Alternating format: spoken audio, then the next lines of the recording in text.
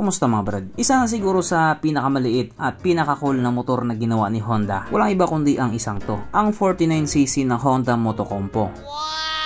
Noong nilabas nga po ito ni Honda noong taong 1981 to 1983, talagang tinangkilik din ito ng mga tao. Bukod kasi sa napaka-convenient niya, napaka-useful din niya at the same time. Kaya niyang pumasok sa mga iskinitang maliit or kaya niyang pumasok sa mga iskinitang masikip. Sana all masikip. Kaya kahit sobrang iksi lang ng panahon ng production niya, hanggang ngayon kilalang kilala pa rin siya ng mga tao. Ganon nga po kasikat ang motor na ito.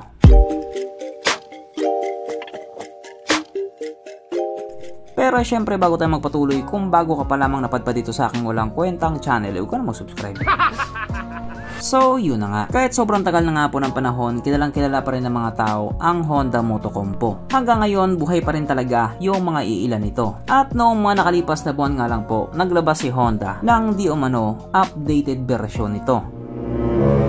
At ito nga po siya, ang Honda Motocompacto. Hindi po impacto. Katulad nga po doon sa old version, foldable or natitiklop din ang isang to. Kaya convenient din po siya gamitin. Pero unlike nga po doon sa old version, electric po ito. Yung Honda Motocompo kasi, di gasolina yon. Tapos automatic. Tapos two stroke. Mausok na, maingay pa. Pero katulad nga po ng sinasabi ng iba, loud pipe, save life. Pero kahit sinasabi nga po ni Honda na upgraded version ng isang to, makikita pa rin natin yung pinagkaiba nila o yung pagkakaiba nila. Yung Honda Motocompo kasi para siyang welding machine na may gulong. Samantalang itong Honda Motocompacto naman, para lang siyang SIM card na may gulong. Opinion ko po yun. Pero kung ano man ang nakita mo sa kanilang dalawa, wala akong pake. Opinion mo din yan.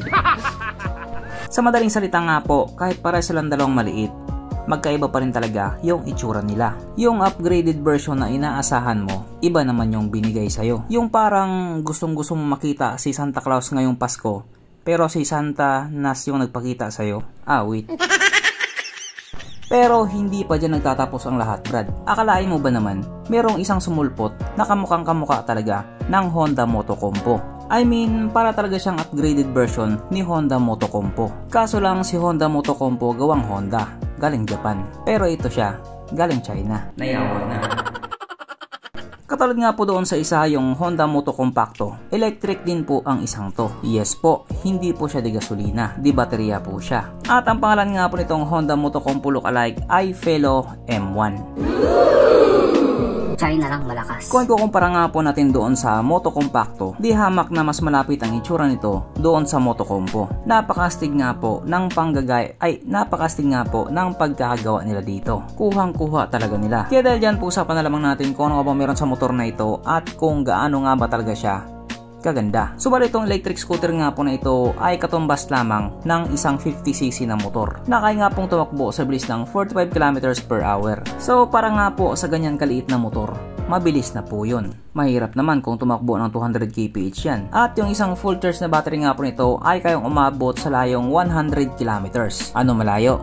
Talagang malayo, Brad. Sino mag-aakala na ang ganyang kaliit na motor ay malayo pala yung kayang lakbayin? Ang kanyang seat height ay mitaas sa 589mm or halos katumbas lamang ng 23 inches. So kahit yung batang sipunin kayang abutin ang motor na ito. At ang electric scooter na ito ay tumitimbang lamang sa bigat na 37 kilograms. So talagang napakagaan lang niya. Hindi mo na kailangang ilabas yung 100% mo para mabuhat lang ang motor na ito.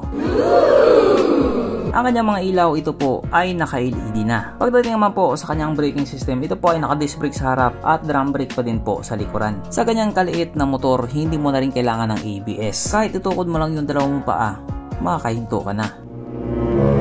At ito nga po yung medyo ironic na part. Made in China siya, pero yung market niya nasa Japan. Ibig sabihin, ibibenta lamang nila ito sa mga Japanese. Magiging available lamang siya sa Japan. Konnichiwa. At ito nga po ay magkakahalaga ng 380,000 Japanese yen. Na kung i-convert nga po natin into Philippine peso, ito po ay papatak ng 148,000 pesos.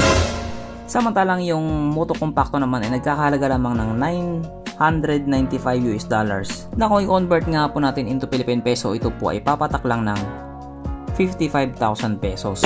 Wala akong pakialam sa'yo. Ano sa tingin mo, Brad? Worth it or ayaw mo na lang mag-comment? At wala po muna tayong bounce. Kaya dahil dyan, marami na naman nalungkot. So hanggang dito na lang muna mga brad. Kung may gustong sabihin or gustong idagdag doon sa mga sinabi ko, mag-comment ka na lamang sa baba. Okay, bye.